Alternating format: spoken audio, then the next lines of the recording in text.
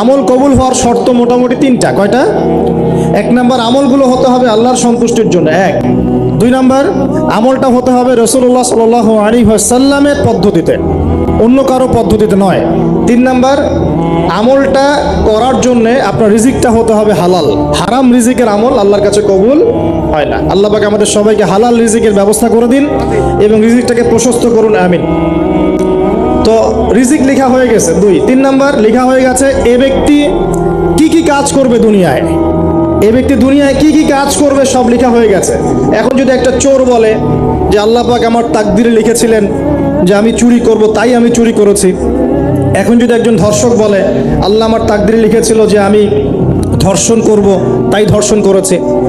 এখন যদি যারা এই জনগণের কিছু সম্পদ আত্মসাৎ করে খেয়ে ফেলছে তারা যদি বলে আল্লাহ তাকদিরে লিখছিলেন জন্যই দুর্নীতি করেছি, তাহলে কথাটা কি হবে? গ্রহণযোগ্য হবে? এখন যদি দলিল দেয় তাকদিরে তো লেখা ছিল। এই আকীদাটার নাম হচ্ছে জাবারিয়া আকীদা। কি আকীদা? জাবারিয়া। এমন একজন ব্যক্তি উমর রাদিয়াল্লাহু আনহুর দরবারে এসেছিল, চোর চুরি করেছে, ধরা পড়েছে। উমর রাদিয়াল্লাহু আনহু বলেছেন হাত কেটে ফেলো। তখন সে বলছে যে আমার হাত তো কাটা যাবে না। কেন? আল্লাহ পাক তাকদিরে লিখেছেন আমি চুরি করব, তাই চুরি করেছে। তো উমর রাদিয়াল্লাহু আনহুর সামনে এই কথাটা বলেছে। আর উমর রাদিয়াল্লাহু আনহু কি বিচক্ষণ মানুষ ছিলেন না বোকাশোকা ছিলেন? বলেন, তার মতো শাসক পাওয়া যাবে? তার মতো আরো একজন শাসক আসবে ইনশাআল্লাহ পৃথিবীতে। তার নাম কি? নবী ঈসা আলাইহিস সালাম, ইনশাআল্লাহ তাআলা। এবং তার আগে আরো একজন ইমাম আসবেন। তার নাম কি? তার নাম হচ্ছে মুহাম্মদ। কি নাম? তার নাম মুহাম্মদ, তার উপাধি হচ্ছে মাহদি। কখন আসবেন? যখন পৃথিবীতে যুদ্ধ বিগ্রহ ছড়িয়ে পড়বে, ব্যাপক আকারে মালহামা চলবে, তখন আসবেন। কাদের পক্ষে আসবেন? মুসলিমদের পক্ষে। কি উদ্দেশ্যে আসবেন? সারা বিশ্বে জুলুম তুলে ফেলার জন্য। এবং আরেকটা কি উদ্দেশ্য? ওই জেরুজালেম উদ্ধার করার জন্য। কোন জেরুজালেম? যেটা এখন ইহুদিরা দখল করে আছে। চারপাশে আরবরা, মাঝখানে ও কেমন করে দখল করে আছে? আরবদেরকে হাতের মুঠোয় নিয়ে নিয়েছে। এই কারণে মুনাফিকদের উপর টিকে আছে সে, এবং তার পশ্চিমা মিত্রদের উপর টিকে আছে। ঈসা আলাইহিস সালাম কেন আসবেন? এই জায়গাটা পুনরুদ্ধার করার জন্য। ঈসা আলাইহিস সালাম কি পরাজিত হবেন না বিজয়ী হবেন? কত বছর বিশ্ব শাসন করবেন? 40 বছর। এগুলো হবে বিশ্বে, এগুলো হওয়া এখনো বাকি আছে। আরো কি হবে? মুসলিমরা কনস্ট্যান্টিনোপল আবার জয় করবে। এই কনস্ট্যান্টিনোপলের মধ্যে ফিতনা দেখা দিবে অচিরেই, মুসলিমরা ওইটা আবার দখল করবে ইনশাআল্লাহ তাআলা। আরো কি হবে? বললাম ভূমিকম্পের বছরগুলো আসবে সামনে, এবং মুতায়নুন শাদীদ, মহামারীও আসবে। আরো কি? বড় বড় 3টা ভূমিকম্প বাকি আছে এখনো। আগে বলেছি লেকচারে, একটা পৃথিবীর পূর্বে, একটা পশ্চিমে, একটা মাঝখানে। এগুলো এখনো বাকি আছে। বিশ্বে অনেক কিছু হওয়া এখনো বাকি আছে। এখন যা দেখছি এগুলোই সব না, এগুলো চলে যাবে। সময় কি হবে?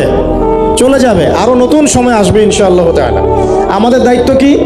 আমাদের দায়িত্ব পরিস্থিতি বুঝে দিন ধরে রাখা, আমল করা এবং মানুষকে দিনের দিকে আহ্বান করা। আমরা যদি দায়িত্ব পালন না করি তাহলে কি হবে? আল্লাহ পাক আমাদেরকে সরিয়ে দিয়ে নতুন কওম নিয়ে আসবেন। আল্লাহ পাক সূরা মুহাম্মাদে বলেছেন ওয়া ইন তাতাওয়াল্লাউ, তোমরা যদি মুখ ফিরিয়ে নাও, ইস্তাবদিল কওমান গায়রাকুম, আল্লাহ পাক নতুন কওমকে তোমাদের জায়গায় স্থলাভিষিক্ত করবেন। সুম্মা লা ইয়াকুনু আমসালাকুম, তারা তোমাদের মতো হবে না, মানে আমাদের মতো অপদার্থ হবে না। উম্মার বিজয়ের শর্ত কি? আল্লাহ সূরা মুহাম্মাদই বলেছেন ইন তানসুরুল্লাহ ইয়ানসুরুকুম, তোমরা আল্লাহর দ্বীনকে সাহায্য করো তবেই আল্লাহ তোমাদেরকে সাহায্য করবে। ওয়া ইউসাব্বিত আকদামাকুম, তোমাদের পা আল্লাহ দৃঢ় করে রাখবেন। আমরা আল্লাহকে সাহায্য না করলে আল্লাহ পাক আমাদেরকে সাহায্য করবেন না, সিম্পল। আল্লাহ পাক সূরা রা'দের মধ্যে বলছেন ইন্নাল্লাহা লা ইউগাইয়িরু মা বিকওমিন হাত্তা ইউগাইয়িরু মা বিআনফুসিহিম, আল্লাহ পাক কোনো কওমের অবস্থা ততক্ষণ পরিবর্তন করেন না যতক্ষণ না সেই কওম তার নিজের অবস্থার পরিবর্তনের চেষ্টা করে। তাহলে আমাদের পরিবর্তন কেন হচ্ছে না? কারণ আমরা নামাজ ছেড়ে দিয়েছি। 90% মুসলিমের দেশে কত পার্সেন্ট নামাজ পড়ে চিন্তা করে দেখবেন। আমরা কোরআন ছেড়ে দিয়েছি।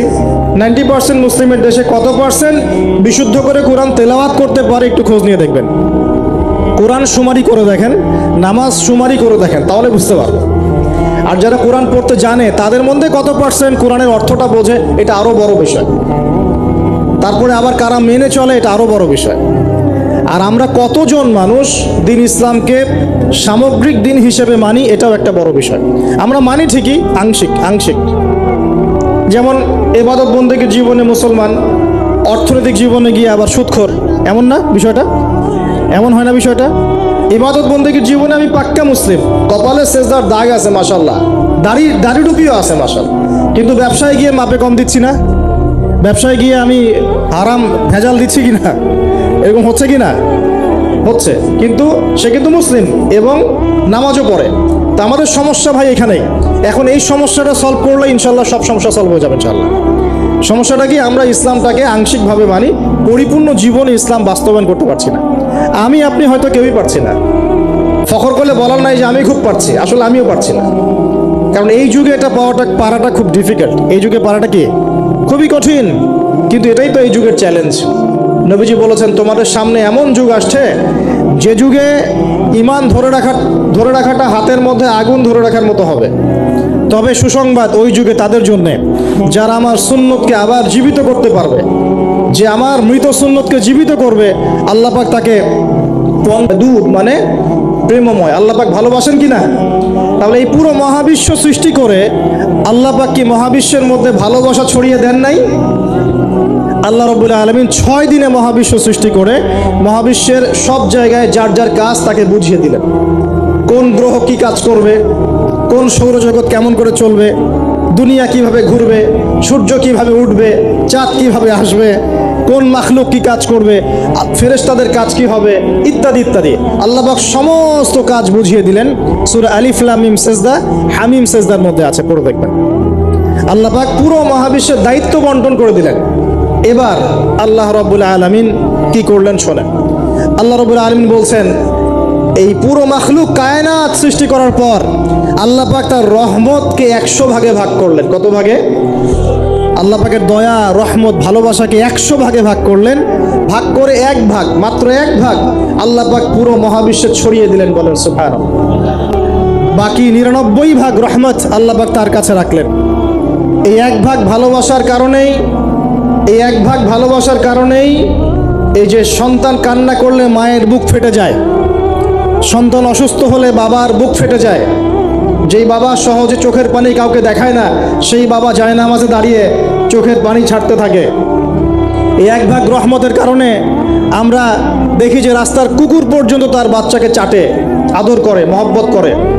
এই এক ভাগ রহমতের কারণে আমরা আমাদের স্ত্রীদেরকে মহব্বত করি, স্ত্রীকে সুখে রাখার জন্য জীবনটা পর্যন্ত বিলিয়ে দেয়।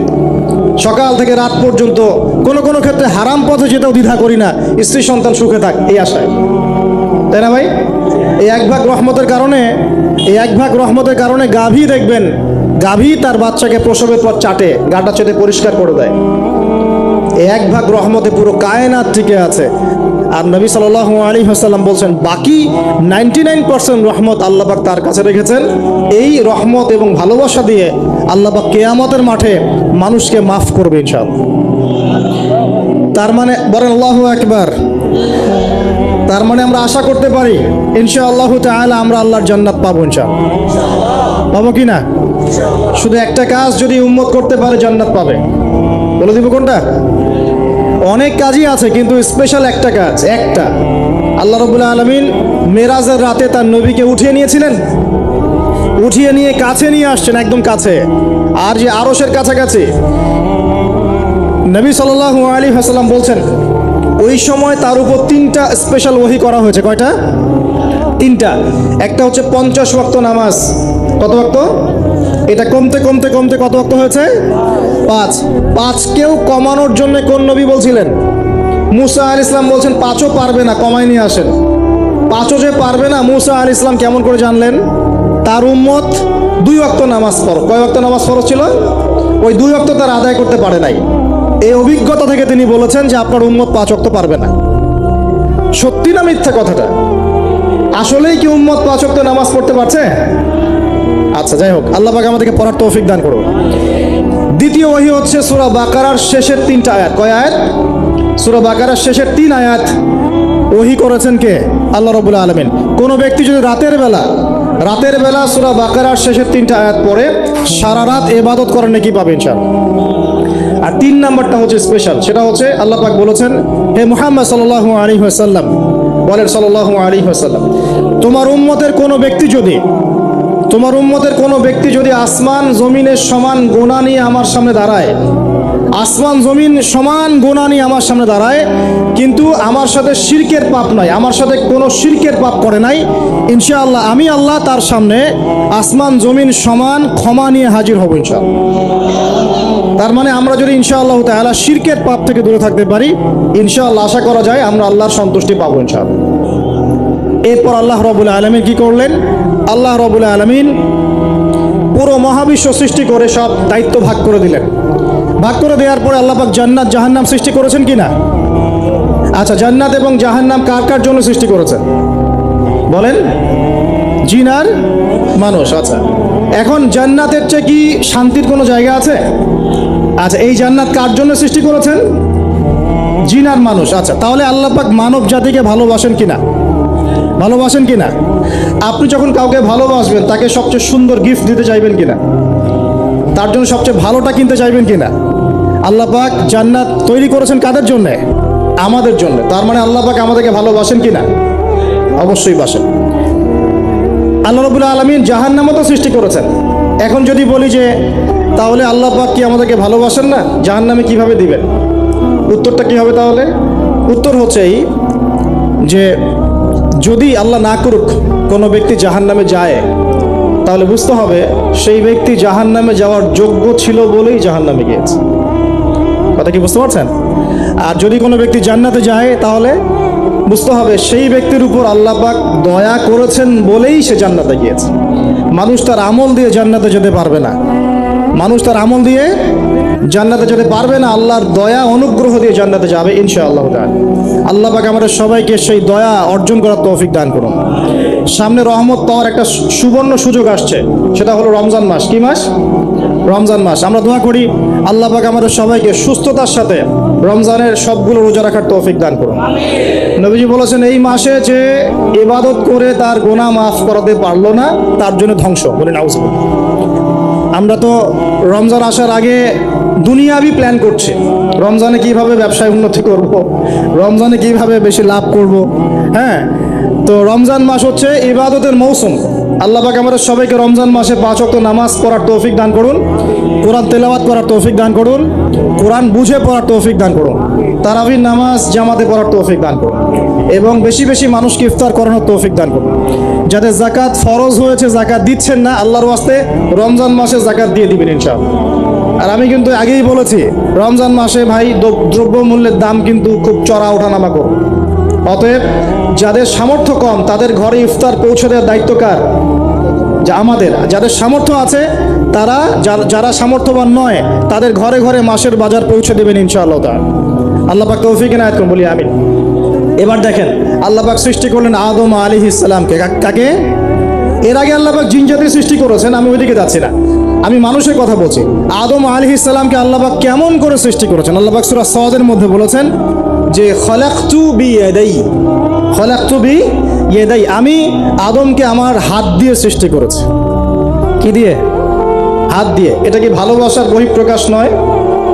আল্লাহ পাক কি আমাদেরকে ভালোবাসেন না? ভালোবাসেন। আচ্ছা, এই দুনিয়াতে যত কিছু আছে, এই দুনিয়ার আকাশ বাতাস নদী নালা পানি অক্সিজেন সবকিছু কার জন্য সৃষ্টি করা হয়েছে? গরু ছাগলদের জন্য, মানুষের জন্য? মূল দায়িত্ব কার? মূল অধিকার কার? মানুষের নয় কি? তাহলে এই পুরো বিষয়গুলো কি আল্লাহ পাকের ভালোবাসার বহিঃপ্রকাশ নয়? হ্যাঁ। আচ্ছা, এবার আসেন আল্লাহ পাক আদম আলাইহিস সালামকে সৃষ্টি করে সমস্ত নাম শিক্ষা দিয়েছেন। এই যে নাম শিখানো মানে জ্ঞান শিখানো, এই জ্ঞান শিখানোটা কি আল্লাহর দয়া ভালোবাসা নিদর্শন নয়? একটু ধরাই দিচ্ছি আপনাদেরকে। এবার সামনে আসেন, আল্লাহ পাক ফেরেশতাদের সামনে তাকে উপস্থাপন করলেন, করে বললেন সব ফেরেশতা তোমরা যারা আছো সেজদা করো আদমকে। এই যে আমাদের পিতাকে সম্মানিত করা হচ্ছে, এটা কি ভালোবাসার বহিঃপ্রকাশ নয়? এবার আমাদের পিতাকে সম্মানিত করা হলো, ইবলিস সেজদা করলো না, সে কিয়াস করলো, বাতিল কিয়াস যুক্তি দিল আমি তার চেয়ে শ্রেষ্ঠ ইত্যাদি। আল্লাহ পাক ইবলিসকে অভিশপ্ত করলেন, আমাদের পিতা তাকে জান্নাতে রাখলেন। এই যে জান্নাতে রাখলেন, এটা কি আল্লাহ পাকের ভালোবাসা নয়? এবার আল্লাহ পাক আদম আলাইহিস সালামের পাঁজর থেকে সৃষ্টি করলেন তার স্ত্রী হাওয়া আলাইহিস সালামকে। ওই যে শুরুতে বলেছি স্রষ্টা একা থাকতে পারলেও সৃষ্টি কি পারবে? এই জন্য আদম আলাইহিস সালামের পাঁজর থেকে তার স্ত্রীকে সৃষ্টি করা হয়েছে, উভয়ের মাঝখানে ভালোবাসা দিয়ে দেওয়া হয়েছে, বলেন সুবহানাল্লাহ।